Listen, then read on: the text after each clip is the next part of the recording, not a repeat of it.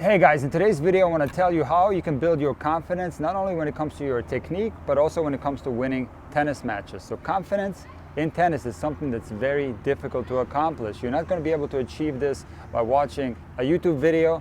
This will take some time, and the reason for that is the following. And the reason why confidence in tennis takes time is that confidence is your perceived probability of success, which in turn is a result of a successful history. So when it, for example, comes to tennis technique, you cannot have confidence if you are doubting your stroke. And the reason why you're doubting your strokes is that you don't have a very good history. In other words, you're making a lot of mistakes. And this is how low confidence in your strokes translates onto the tennis court. So basically, you're going to be hitting shots, whether it be the forehand, the backhand, the serve, or the volley, whatever shot that you have low confidence in, this is how it's going to play out. So you're going to be very timid and very tentative because your perceived probability of that particular stroke going in is going to be very low. This is why you're timid, or in other words, you're tight when you play. And the reason why you have this low perceived probability of the balls going in is because you haven't had a successful history. In other words, every time you try to hit the ball hard, it goes out. So naturally what's going to happen is you're going to be very careful and you're going to gently push that ball into the court. So what needs to happen is very simple. Whatever technical deficiencies you have in the various strokes, you have to correct, but then the job is not over. Now you have to repeat this action tens of thousands of times, and this is how your confidence will slowly grow. In other words, the stroke that you fixed and you repeated it many times is going to start going in more. In turn, your perceived probability of success is going to go up.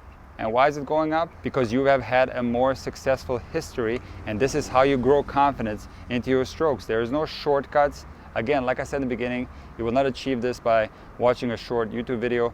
You have to go out there and get the work done. Tennis is all about repetitions. Players at the high level spend their whole life hitting balls every day, and it's only because of that that they can hit balls inside the baseline with their eyes closed. When it comes to confidence in winning tennis matches, this is something that's even more difficult than gaining confidence over your tennis strokes, mostly because now you have to deal with the opponent, but there are several other factors involved. But the same theory applies. It's basically your perceived probability of success, which is the result of a successful history. And the only way to gain confidence in winning more tennis matches is to win more tennis matches. I'm going to give you an example. Let's say we have two players of the same level. This could be the elite level, it could be the college level, or the junior level. And one of these players has had a successful run over the past month. They've gone deep into the tournaments, quarter, semis, final, or even won a tournament, while the other player has struggled and lost first round and second round. And now these players are facing each other in the next tournament. And what's going to happen, there's a 99%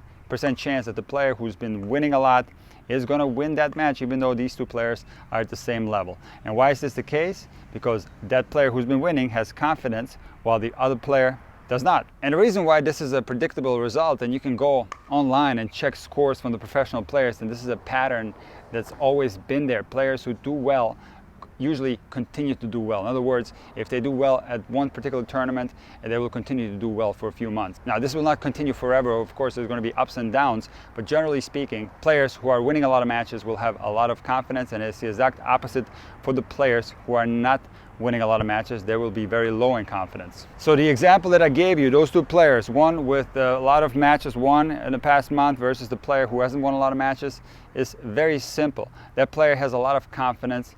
And why is that? Because that player's perceived probability of success is very high, which is the result of a successful history. It's a very simple formula. So the only way you're going to grow the confidence in winning more matches is to win more matches. So how do you win a match if you haven't been playing well, if you've been losing in the first round or the second round? Now, this is a real dilemma. It's a real nightmare, and some players struggle a lot with this. There's been players on tour that's had many consecutive losses, players such as Donald Young or Vince Spadea. And this is a slump that's very difficult to get out of. And this is all based on that player's confidence. So what needs to be done is trying really hard to reverse this trend. All that's needed is a one successful tournament where that player wins a few rounds, and all of a sudden the slump is gone, the confidence will slowly start coming back, and that player will go back to normal. And at the elite level, this is very rare because players will usually be able to get out of a slump. These are such high caliber players, and they are good enough to eventually start winning matches. But what about the recreational level? What if you find yourself in a big slump? This is where it gets a little bit more complicated.